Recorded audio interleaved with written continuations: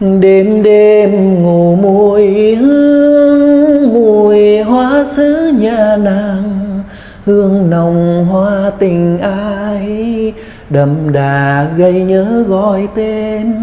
Nhà nàng cách gần bên, giàn hoa sứ khoanh vườn, nhìn sang chồm nhớ thương thầm, mơ ngày mai lứa đôi.